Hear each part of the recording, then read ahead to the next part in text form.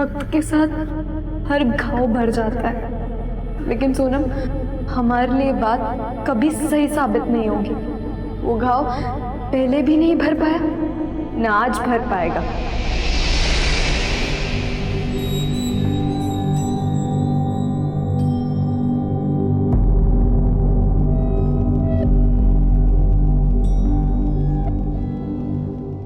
ए रुक, क्या हुआ?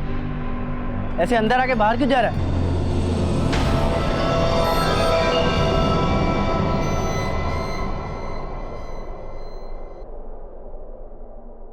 Happy birthday to you. Happy birthday dear Sonam. Happy birthday to you. देखा, मैंने तुम्हारा एक भी बर्थडे मिस नहीं किया। और अब इस बार का बर्थडे तो स्पेशल वाला बर्थडे है, क्योंकि अब हम एडल्ट हो गए हैं। We are 18 now. और अब हम अपने लाइफ का डिसीजन खुद ले सकते हैं। और इसलिए सोनम, मैंने आज डिसाइड किया है कि मैं दुनिया को बता दूंगी कि तुम मिसिंग नहीं थी। तुम्हारा मर्डर हुआ था।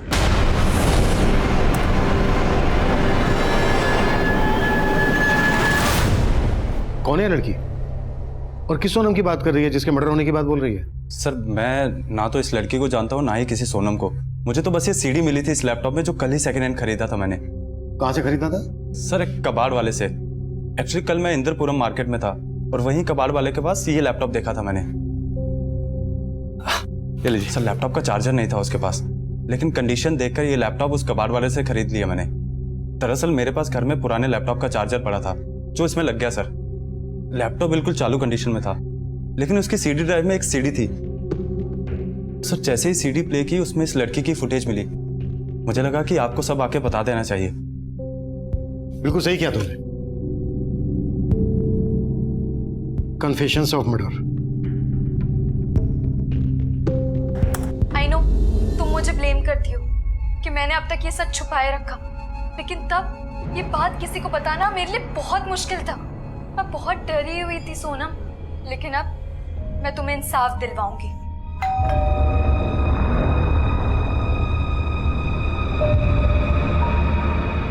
सॉरी सोनम, मुझे भी जाना पड़ेगा।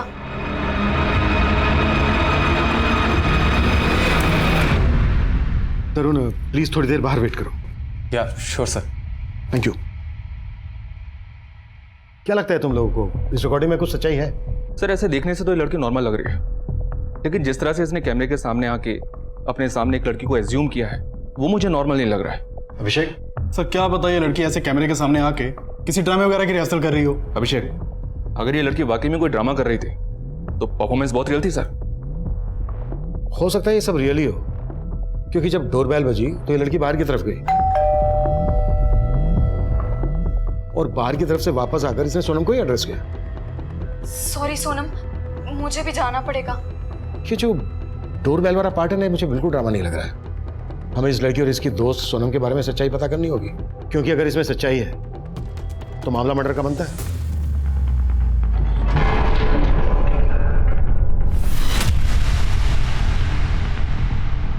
और दूसरी तरफ हम उस कबाड़ वाले की दुकान पर पहुंचे जहां से वो सेकंड हैंड लैपटॉप खरीदा गया था। सर, यही वो दुकान है जहां से मैंने लैपटॉप खरीदा था।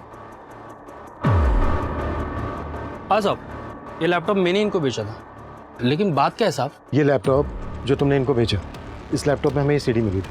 किसकी है ये? सीडी? सीडी के बारे में तो कुछ नहीं जानता साहब, लेकिन ये लैपटॉप मैंने कबाड़ में खरीदा था। किससे खरीदा था? साहब, मेरे आसपास के मोहल्ले में बहुत सारे कबाड़ वाले, वो घर घर जाके कबाड़ खरीदते हैं और वही माल मुझे बेचते हैं।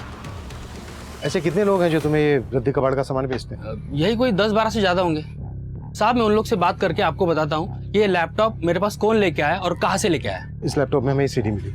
हो सकता है इस लैपटॉप के साथ किसी ने सीडी भी बेची हो सकता है साहब। ऐसी पुरानी सीडीज में मैं खरीदता हूँ साहब, और ऐसी बहुत सारी सीडीज मेरे पास कबाड़ में भी है, चाहे तो आपको दिखा देता हूँ।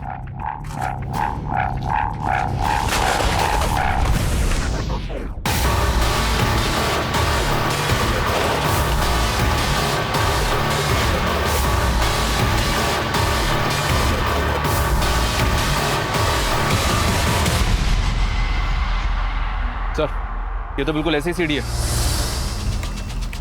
कन्फेशंस ऑफ मर्डर 2 बिल्कुल सेम सीडी है।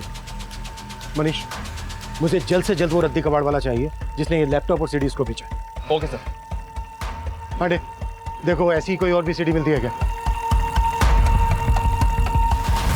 सर यहाँ तो इतनी सारी मिसिंग सोनम है, हमें कौन सी सोनम चाहिए?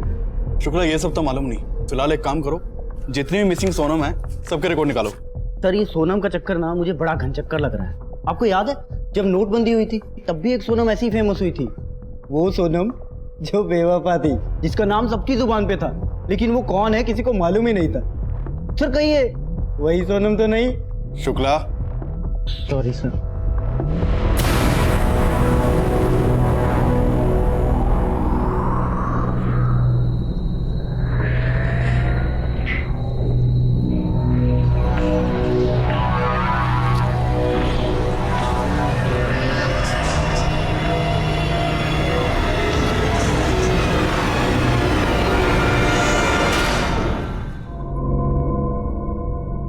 ये सिक्का याद है सोनम?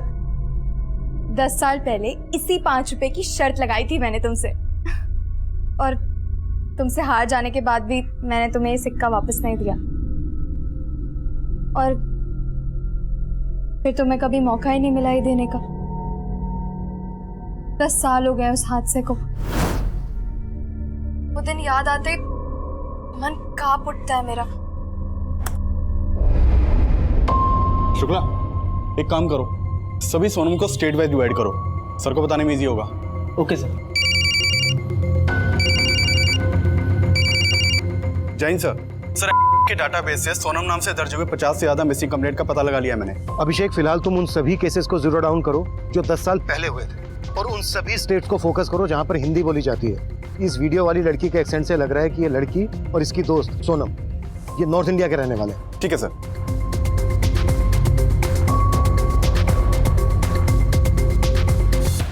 मैं अभी तक नहीं उभर पाई उस हादसे से, पर जब तुम थी वो भी क्या दिन थे।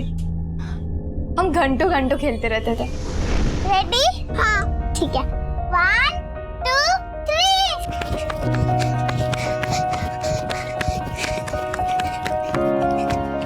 ये मैं जीत गई ये। यार सोनम तो हमेशा मुझसे जीत जाती है, तुझे तो हार नहीं था, तू मुझसे कभी नहीं जीत सकती। अच्छा मेरे 5 रुपए निकाल।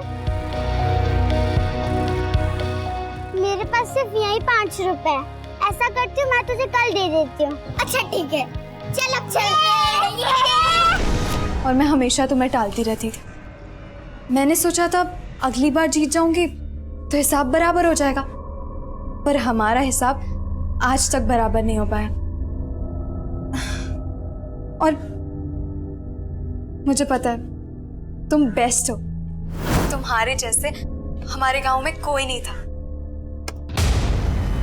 कौन? और इसी बात से मैं तुमसे जेलस फील होती थी, पर मैंने कभी तुम्हें नोटिस नहीं होने दिया।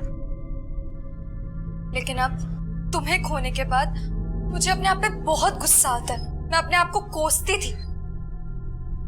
मैं ऐसे कैसे सोच सकती थी तुम्हारे बारे में। लेकिन अब मैं सब कन्फेस करूंगी।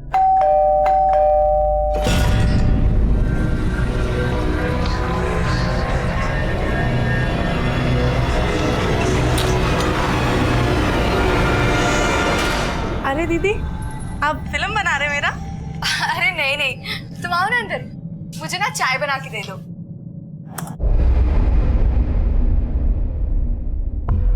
इन मिसिंग सोनम में से जितनी भी सोनम गांव की रहने वाली हैं उनको जीरो डाउन करो। उस लड़की ने सोनम का 18th बर्थडे सेलिब्रेट किया था। आज से 10 साल पहले सोनम की उम्र 8 साल की रही होगी। 8 साल की सोनम गांव के रहने वाली है। मैं चेक करता हूँ सर। मनीष, सर उस लड़की ने अपनी पहली सीडी में बोला है कि सोनम का मर्डर हुआ था, और दूसरी सीडी में जो उसने बोला है वो बात हमें सोचने पर मजबूर करती है। कम। मैं तुमसे जेलस फील होती थी, पर मैंने कभी तुम्हें नोटिस नहीं होने दिया। लेकिन अब मैं सब कन्फेस करूंगी। सीडी पर लिखा है कन्फेशन ऑफ मर्डर, और यहाँ पर ये लड़की खुद कन्फेस करने की बात कर रही है। मतलब सर आप कहना चाहते हैं कहीं इसी लड़की ने सोनम को? यस, इस वीडियो में इस लड़की की उम्र 17-18 साल से ज्यादा की नहीं लग रही है।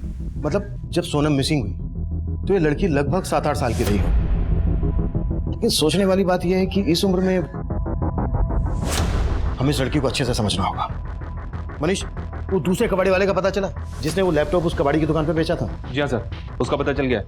शामू से लेकर आ रहे हैं। गुड, आते ही मेरे पास भेजो। सर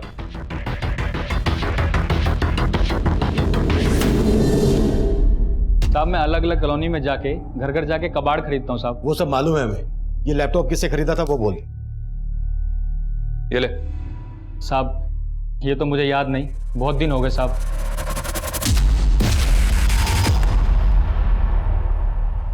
इस लड़की से खरीदा था? साहब उसका चेहरा तो याद नहीं,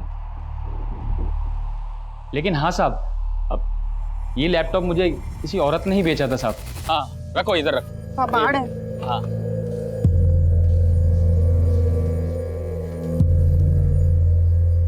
इन सबका 100 रुपए होगा। क्या भैया 100 रुपए? लैपटॉप है, लैपटॉप देखो बहुत महंगा आता है। चलाना आता है तुमको?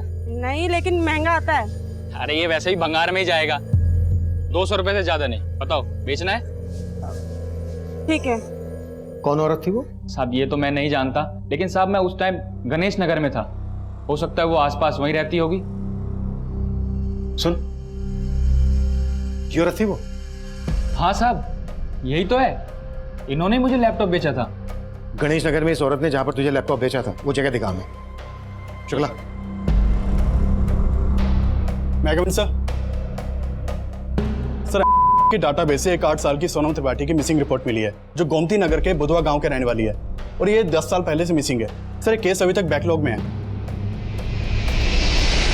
बुधवा गांव, गोमती नगर। इस कबाड़ वाले ने गणेश नगर में जहां से लैपटॉप खरीदा था वहां से गोमती नगर लगभग 65-70 किलोमीटर दूर होगा। हाँ सर, इसीलिए लग रहा है कि हमें जो सोनम चाहिए वो यही सोनम त्रिपाठी हो सकती है। मनीष, गोमती नगर थाने से इस सोनम त्रिपाठी की डिटेल्स निकालो। सर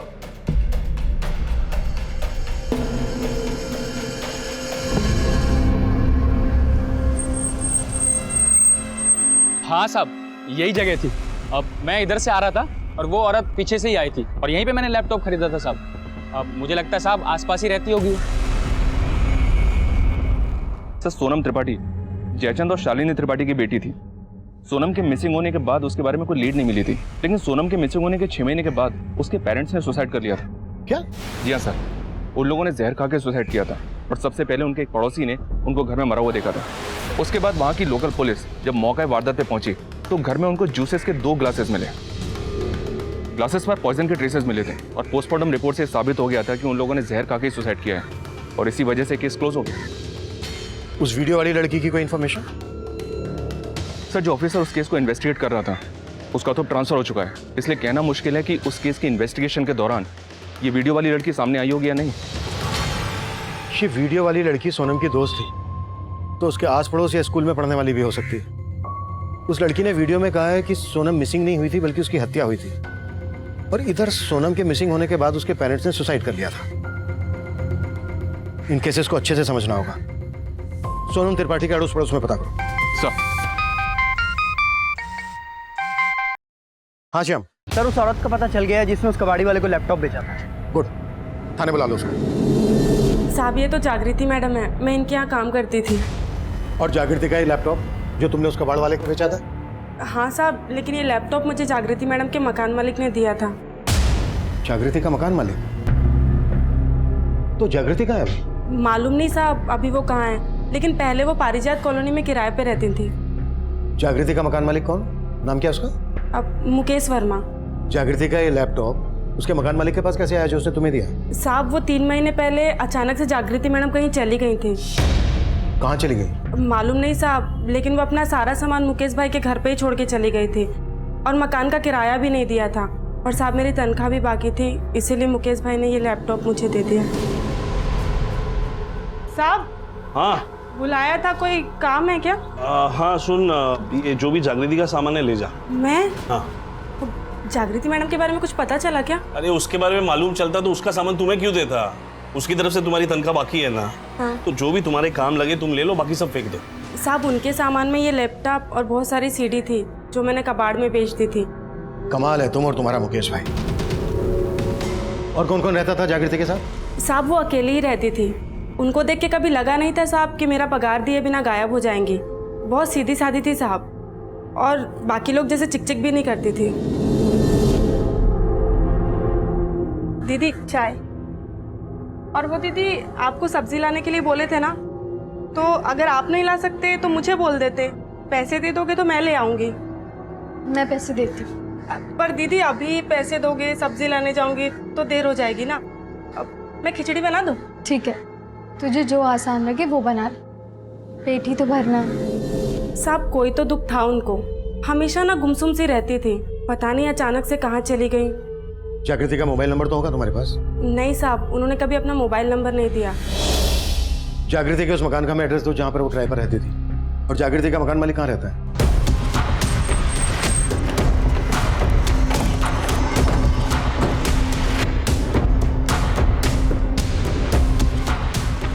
नमस्ते साहब। हम यहाँ सोनम रहती थी, उसके बारे में क्या जानते हो तुम? सोनम अपने माँ बाप की इकलौती बेटी थी और अचानक उसके खो जाने से उसके माँ बाप ये सदमा शायद बर्दाश्त नहीं कर सके और इसीलिए उन्होंने शायद आत्महत्या करी। कि सोनम के परिवार में और कौन कौन था? सोनम के पापा के बड़े भाई हैं, फिर कुछ समय पहले सोनम के ताऊ ने ये मकान बेच दिया था। अच्छा, ये जागृति है सोनम की बचपन की दोस्त, इसे पहचानते हो तुम? नहीं साहब, मुझे नहीं याद आ रहा, और ये तो बड़ी हो गई है साहब, मैं कैसे पहचानूंगा। अच्छा, ये सोनम के ताऊ कहाँ रहते हैं? साहब वो वैशाली में रहते। सर मुझे सच में नहीं पता कि जागृति अचानक से कहाँ गायब हो गई थी, और मुझे ये भी नहीं मालूम कि जागृति इस घर में अकेली रहने वाली थी, जबकि ये घर मैंने जागृति और उसके भाई को दोनों को किराए पे दिया था। जागृति का भाई? हाँ सर, लेकिन जब भी मैं किराया लेने आता था मैंने उस लड़के को कभी देखा नहीं। अंकल ये लीजिए आप करें। Thank you. आपको चाय वगैरह लेंगे? नहीं थैंक यू। आपका भाई नजर नहीं आ रहा? अच्छा वो गौतम, वो बाहर गया हुआ है। नाम क्या है जागृति के भाई का? बताया तो गौतम था सर, लेकिन पता नहीं असली या नकली। मतलब ये कि एकदम चालू किस्म का लड़का था सर। इस घर का एग्रीमेंट उसी के नाम पर था, लेकिन जो भी डिटेल्स उसने दिया वो सारी फेक निकली। फेक? हाँ सर उन दोनों को देखकर कभी लगा नहीं कि दोनों ऐसे निकलेंगे। अंकल घर तो काफी अच्छा लगा हमें, लेकिन किराया थोड़ा ज्यादा बोल रहा। अरे बेटा पसंद है तो थोड़ा कम ज्यादा कर लेंगे, उसमें कौन सी बड़ी बात है। वैसे तुम दोनों हो कहाँ से? अजमेर से। अजमेर? हाँ। तो यहाँ फिर गाजियाबाद में कैसे? वो एक्चुअली हम दोनों भाई बहन का यहाँ KMT कॉलेज में एडमिशन हुआ है, तो वो इसी चक्कर में। इतना सब था तो आपने पुलिस को इन्फॉर्म क्यों नहीं किया? सर मैं इस घर के किराए से अपनी होम लोन की EMI भरता हूँ। मुझे लगा कि मैं आपको ये सब बता दूंगा तो कहीं चक्कर लंबा ना हो जाए सर, लेकिन मैंने 2 महीना इंतजार किया था। कब से गायब है दोनों बहन भाई? सर 3 महीने पहले जब मैं यहाँ पे किराया लेने आया था तो यहाँ पे ताला लगा हुआ था। जागृति का नंबर था नहीं, तो उसके भाई गौतम को फोन किया मैंने। नमस्ते अंकल। बेटा आज किराया देना था। हाँ तो मेरी बहन घर पे होगी ना, उनसे ले लीजिए। मैं घर के बाहर खड़ा हूँ, यहाँ पर ताला लगा हुआ है। क्या? अंकल मैं आपको 2 मिनट में कॉल बैक करता हूँ, ठीक है? फिर उसने मेरा फ़ोन उठाना भी बंद कर दिया सर, और कुछ दिन बाद उसका फ़ोन बंद आने लगा। फिर मैंने अपने अजमेर के एक रिश्तेदार को उनका अजमेर का एड्रेस दिया, बोला जाकर पता करो, लेकिन सर एड्रेस ही गलत था। मैं क्या करता सर, इसलिए मैंने उनका सारा सामान निकाल दिया और घर किराए पर दे दिया। गौतम का नंबर दीजिए। जी सर। और हमें घर भी चेक करना है। आई सर, मैं किराएदार को बोल देता हूँ प्लीज़।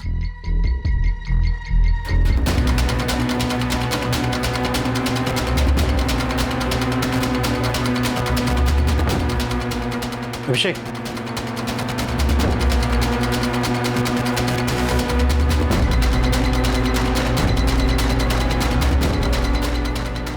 घर भी वही है जो वीडियो में है और ये सारा सामान भी वही है। ये सारा फर्नीचर आप ही का है? हाँ सर, ये सारा फर्नीचर मेरा ही है। सर जब हम यहाँ पर रहने आए थे तो इस कबाड़ के अंदर कुछ सामान था जो हमारे कुछ काम का नहीं है, तो हमने वो सामान एक बॉक्स में रख के इस पलंग के नीचे रख दिया है।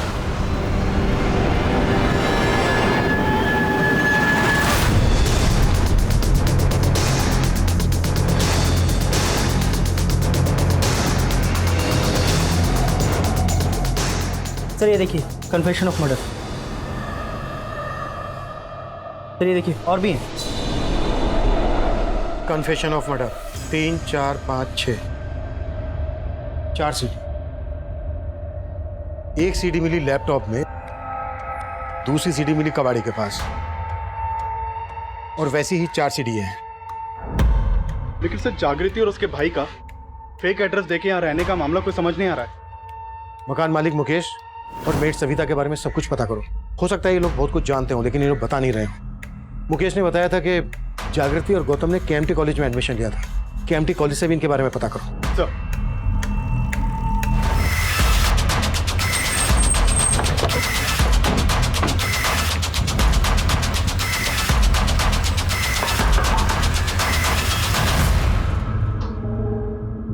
जी साहब। हम आपसे सोनम मिसिंग केस और उसके पेरेंट्स के सुसाइड केस के बारे में कुछ बात करना चाहते हैं।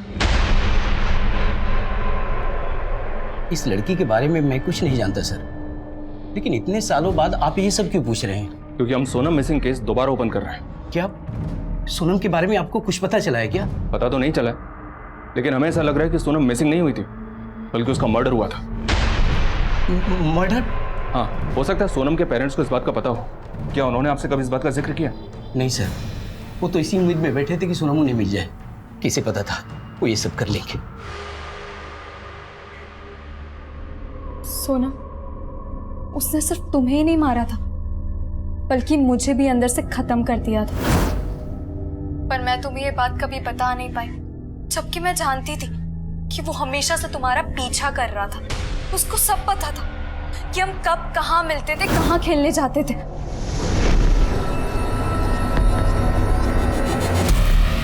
लेकिन उस दिन मैंने तुम्हें वहां अकेला छोड़ दिया। काश मैं तुम्हारे साथ कुछ देर और रुकती। जैसे ही मैं गई थी वो आ गया था और तुम्हें मैंने तुम्हारी चीख सुनी थी। मैं तुम्हारी तरफ भागी थी, लेकिन पता नहीं वो तुम्हें कहाँ ले गया। पर मैं तुम्हें ढूंढती रही। फिर मैंने देखा वो तुम्हारा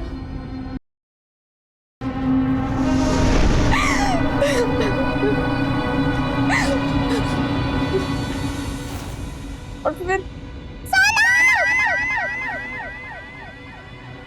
उसके बाद वो मुझे भी मारना चाहता था, लेकिन मैं भागती रही। मैं तुम्हारे लिए कुछ नहीं कर पाई, लेकिन मैं क्या कर सकती थी तब? मैं सहम गई थी। किसी को कुछ नहीं बता पाई, किसी को भी कुछ नहीं बता पाई।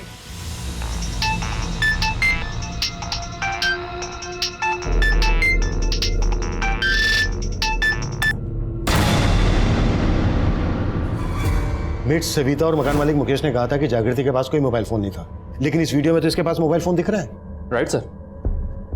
जागृति ने अपने वीडियो में बोला है कि कोई आदमी उनका पीछा करता था और उसने सोनम का और मर्डर किया, जो जागृति ने सब कुछ विटनेस किया। सर, मैं गोमती नगर थाने के रिकॉर्ड चेक कर रहा था तो एक बहुत ही स्ट्रेंज बात मेरे सामने आई, और वो ये कि सोनम के मिसिंग होने के बाद से 8 और बच्चियों की मिसिंग रिपोर्ट दर्ज हुई थी वहाँ पे, और उनके बारे में अभी तक कुछ पता नहीं चला है। इसका मतलब पिछले 10 सालों में सोनम सहित गोमती नगर से 9 बच्चियां मिसिंग हैं।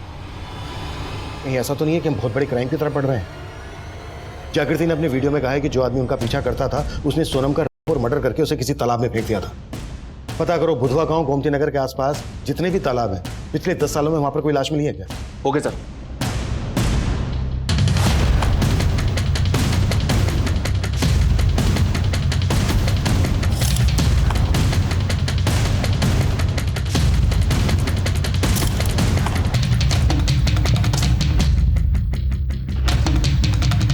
मैं coming sir? Yes coming.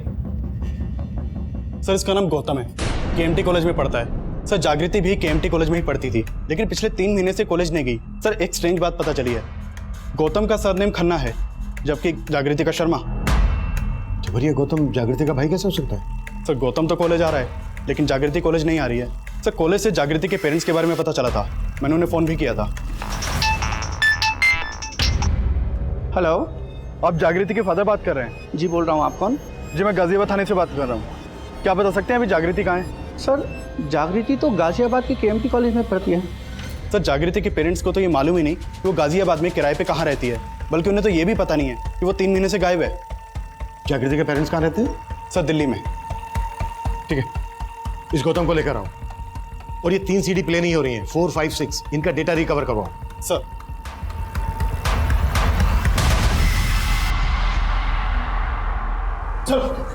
Sir मैं मानता हूँ कि मैं जागृति का भाई नहीं हूँ, पर सर मैंने वो मकान जागृति के लिए ही लिया था। जागृति है कहाँ? सर मुझे नहीं पता जागृति कहाँ पर है। बेटा मालूम तुझे सब है, पहले बोल रेंट एग्रीमेंट पे तूने अपनी फेक डिटेल्स क्यों दी थी? मैं जागृति की सिर्फ हेल्प करना चाहता था। कैसी हेल्प? सर वो अपने पेरेंट्स के साथ नहीं रहना चाहती थी सर।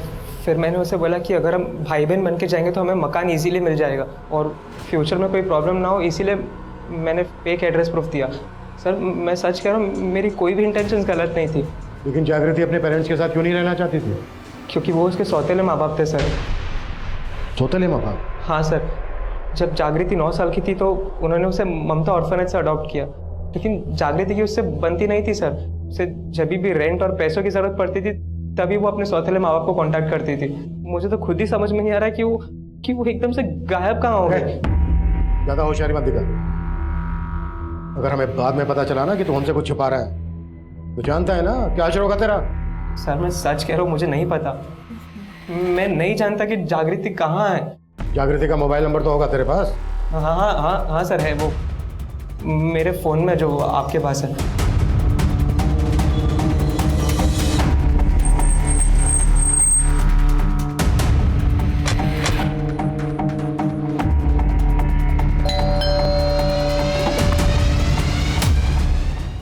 जी हाँ, ममता अनाथ आश्रम से हमने जागृति को गोद लिया था जब वो 9 साल की थी। और सोनम नाम की भी किसी लड़की का उसने हमसे कभी कोई जिक्र नहीं किया। जागृति के कॉल रिकॉर्ड निकलो और चेक करो उसका फोन कब और कहाँ बंद हुआ था। हो सकता है उसके कॉल रिकॉर्ड से हमें कोई क्लू मिल जाए जो सोनम के कातिल से ताल्लुक रखता हो। सर ये सीडी नंबर 4 तो प्ले हो रही है, लेकिन 5 और 6 प्ले नहीं हो रही। 5 और 6 की फुटेज भी रिकवर करवाओ। Okay sir.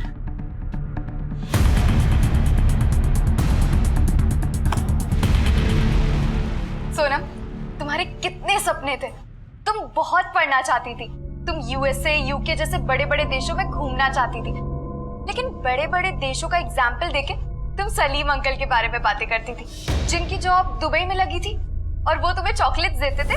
उनकी चॉकलेट्स तुम मुझसे शेयर करती थी और कहती थी, पता है आज सलीम अंकल क्या बोले? क्या बोले?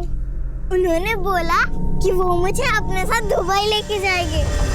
मैं तभी से तुम्हें खोने से डरती थी, लेकिन मुझे क्या पता था तुम मुझसे इतनी दूर चली जाओगी।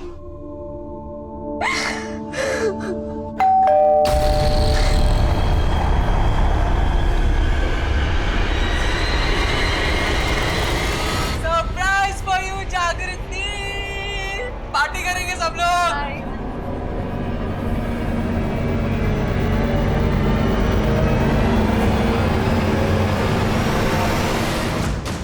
सलीम? हाँ साहब, एक सलीम कुरैशी, उसका परिवार इसी गांव में रहता था। उसका सोनम के घर में भी आना जाना था। सोनम क्या, सलीम सभी बच्चों से बहुत प्यार करता था। ये सलीम कुरैशी और उसका परिवार अब कहाँ है? साहब वो सलीम की दुबई में नौकरी लग गई थी, तो पहले तो ऐसे साल में आना जाना लगा रहता था, लेकिन कुछ समय बाद वो अपने पूरे परिवार के साथ हमेशा के लिए दुबई चला गया। दुबई चले गए? कब शिफ्ट हुए? सोनम के माँ बाप की मौत के कुछ महीनों बाद। सीडी की इस फुटेज में जागृति की बातों से लगता है कि सोनम पर मर्डर करने वाला आदमी सोनम और जागृति दोनों को जानता था। कहीं वो सलीम कुरैशी तो नहीं है?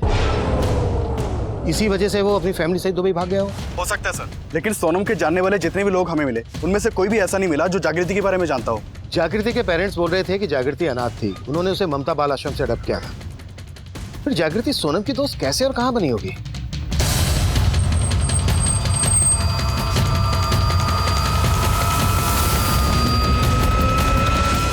मैंने 9 साल पहले जागृति को यहाँ से अडॉप्ट किया था।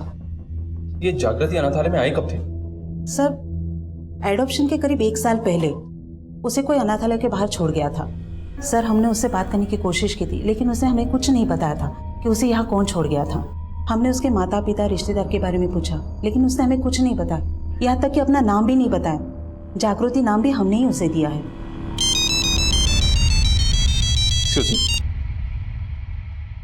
Hello, what? मैं अभी पहुंचता हूँ। हाँ मनीष, सर जागृति ने उस रिकॉर्डिंग में कहा था कि सोनम को मार के तालाब में फेंक दिया गया था, लेकिन अभी यहाँ गोमती नगर के तालाब के पास धुरिया नाम की एक बच्ची की लाश मिली है जो कुछ ही दिनों पहले मिसिंग हुई थी। यानी ये 9वीं बच्ची है जो सोनम के बाद मिसिंग हुई थी? जी हाँ सर, और इस बॉडी को देखकर भी ऐसा ही लग रहा है ये केस फॉर मर्डर का है। सर अगर इन सभी बच्चियों के केसेस को एक ही क्रिमिनल से जोड़ें तो ये कोई सीरियल किलर भी हो सकता है जिसने सबसे पहले सोनम को और एक के बाद एक इन बच्चियों को गायब किया। लेकिन लाश धुरिया की ही मिली थी और सोनम का और मर्डर हुआ था, ऐसा जागृति उस वीडियो रिकॉर्डिंग में बोल रही है। और वो ये भी बोल रही है कि वो और सोनम उस किलर को जानते थे। जागृति के कॉल रिकॉर्ड्स क्या कहते हैं? सर जागृति का फोन 3 महीने पहले 5 जून को सीमापुरी में बंद हुआ था। सीमापुरी? सर सीमापुरी वैशाली से ज्यादा दूर नहीं है और वैशाली में सोनम का ताऊ रहता है। सोनम का ताऊ? सोनम के गायब होने और उसके पेरेंट्स के सुसाइड करने का सबसे ज्यादा फायदा सोनम के ताऊ का ही हुआ है। हो सकता है सोनम के पेरेंट्स की आत्महत्या उसके ताऊ की कोई साजिश हो। लेकिन सर हमें सलीम कुरैशी के बारे में भी नहीं भूलना चाहिए, क्योंकि सोनम के पेरेंट्स की डेथ के बाद वो अपनी फैमिली को लेकर दुबई शिफ्ट हो गया था। वो सब मालूम चला है कि हर साल वो दुबई से इंडिया आता है। पता करो जब जब सलीम कुरैशी दुबई से इंडिया आता था उसी दौरान ये बच्चियां गायब हुई हैं क्या? और सोनम के ताऊ की भी कुंडली निकालो। Sir I am sorry Sonam, कल वो गौतम अचानक से अपने दोस्तों को लेकर आ गया, इसलिए मैं तुमसे आगे बात नहीं कर पाई। मुझे नहीं पता था कि वो अचानक से अपने दोस्तों को लेकर आ जाएगा। कल तो उसने मेरा मूड ही खराब कर दिया। सरप्राइज फॉर यू जागृति, व्हाट्स अप? सब पार्टी करेंगे आज। सिर्फ मेरी वजह से तुम यहाँ पे रुकी हुई है। अगर मैं तेरी हेल्प नहीं करता ना, पता नहीं तू कहाँ रुकती। तेरी जो भी है रोक टोक है ना यहाँ पे नहीं चलेगी, समझी? देख क्या रही है, चल अभी मजे करते, चल आजा। मैं गौतम को मना नहीं कर पाई, मुझे तो उससे और भी नफरत हो गई है। मैंने उसे देखते हुए देखा, मैंने गौतम से क्या हर लड़के से दूरी बना ली थी, लेकिन रोहित सर वो थोड़े डिफरेंट है। रोहित सर? मुझे लगता है रोहित सर मुझसे, लेकिन वो कह नहीं पाते, पर मैं भी उन्हें बहुत पसंद करती हूँ। वो ना बहुत हेल्पफुल है और मुझे भी तो उनकी हेल्प चाहिए ना।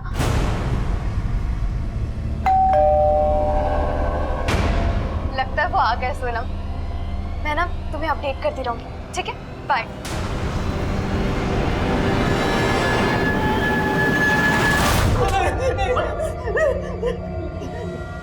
जागृति को तूने गायब किया है ना? हाँ बोल, कहाँ है वो? सर मुझे नहीं मालूम सर कहाँ है वो।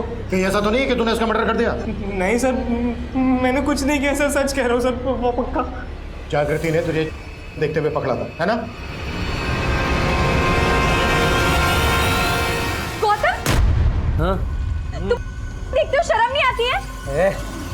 क्या है इसमें? सब लोग देखते हैं, नॉर्मल है। It's a crime. मैं तुम्हारे बारे में पुलिस को बता दूंगी। देख जागृति, पुलिस को मत बताना। आई प्रॉमिस, मैं वापस नहीं देखूंगा। वो नहीं मानी इसलिए तूने उसको मार डाला? नहीं सर, मैंने जागृति को नहीं मारा सर, सच कह रहा हूँ मैं। अरे रोहित सर कौन है? कौन रोहित सर? मैं किसी को नहीं जानता सर, सच कह रहा हूँ मैं। सर जागृति के नंबर से जिस नंबर पे लास्ट कॉल हुआ था वो नंबर किसी रोहित सिंह के नाम पे रजिस्टर्ड है। मैंने चेक किया, इस रोहित का फोन अक्सर उसी एरिया में एक्टिव रहता था जहां जागृति गायब रहती थी।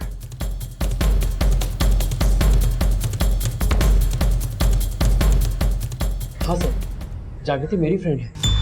तो अभी कहाँ है वो? सर मुझे नहीं पता, हम दोनों की काफ़ी समय से मुलाकात नहीं हुई।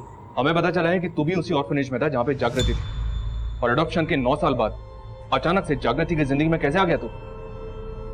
सर मैं जागृति को पहले से पसंद करता था। जब बड़ा हुआ तो मैंने अपने आप को अपने बल पे सेटल किया, एक अच्छी जॉब भी पाई। फिर मैंने सोचा कि मैं जागृति से दोबारा मिलता हूँ। सर मैंने पता लगा लिया था कि वो KMT कॉलेज में पढ़ाई कर रही है। और एक दिन जागृति, क्या हुआ? और फिर हम दोनों अक्सर मिलने लगे और इस बार पहले से भी ज़्यादा अच्छे दोस्त बन गए। पर सर 6 महीने पहले उसने मुझे अपनी ज़िंदगी का एक बहुत बड़ा राज बताया। उसने मुझसे कहा कि उसके पेरेंट्स उसके घर के बारे में उसे पता था, वो जानती थी उसके असली माँ बाप कौन है।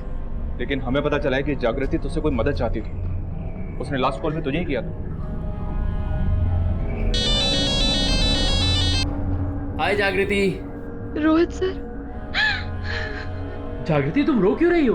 अब आप मुझे भूल जाइए। अरे जागृति, उससे बहुत प्यार करता था और मैंने उसकी इस बात की रिस्पेक्ट की। सर ये बात मैं आज तक नहीं समझ पाया कि उस दिन उसने मुझसे ऐसा क्यों कहा था।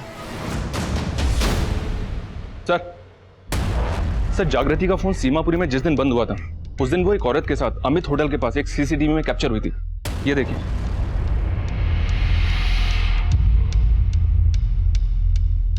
और सर सीमापुरी, सोनम का बुधवा गांव और वो तालाब जहां पे हमें दुरिया की लाश मिली थी, इन तीनों जगहों के डंप डेटा में एक कॉमन नंबर मिला है जो बुधवा गांव के एड्रेस पे रजिस्टर्ड है। किसका नंबर है? सर किसी भुवन कुमार के नाम पे रजिस्टर्ड है।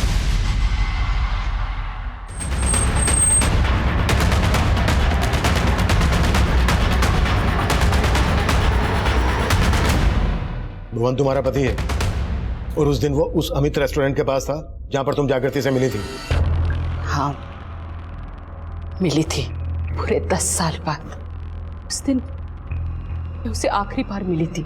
मैं ऐसी भागी औरत हूँ जिसने अपने बेटे को जीते जी अनाथ बना दिया। जागृति तुम्हारी बेटी है? जागृति नहीं, मेरी बेटी का नाम श्वेता है। उसके बाप ने उसकी जिंदगी नर्क बना दी। मेरी बेटी को अपना हवस का शिकार बना दिया जब वो बेचारी सिर्फ 7 साल की थी। फिर इस दरिंदे की नजर सोनम पे पड़ी जिसके साथ मेरी श्वेता खेला करती थी। सोनम, मैं घर जा रही हूँ, मुझे थोड़ा काम दिया। चल बाय बाय।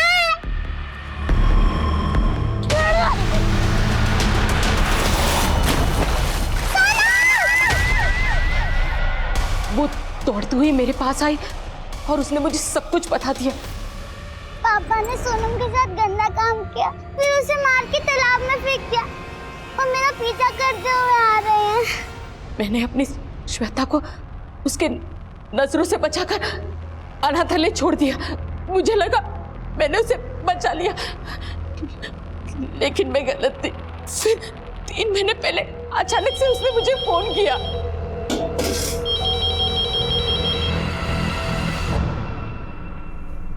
हेलो माँ।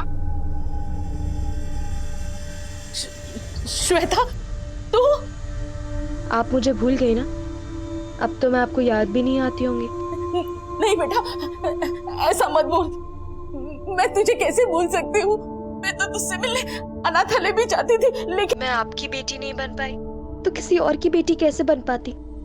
लेकिन अब मैं बच्ची नहीं रही। आप अपने पति से डर के उसे बचाती रही, लेकिन मैं नहीं। अब मैं सोनम को इंसाफ दिलाऊंगी। देख श्वेता, तू ऐसा कुछ नहीं करेगी। हाँ, मैं तुझे कह रही हूँ ना, तू ऐसा कुछ भी नहीं करेगी। तो तुमने अपने पति को बचाने के लिए उसे मना किया और उस दिन उस अमित रेस्टोरेंट के पास मिलने के लिए बुलाया। वो बिना मुझसे कुछ बोले वहां से चली गई और मुझे नहीं पता था कि मेरा पति वहीं पे था। उस दिन सरला को जब उसने फोन किया तो मैंने सरला को उससे बात करते हुए सुन लिया था, और अगले दिन जब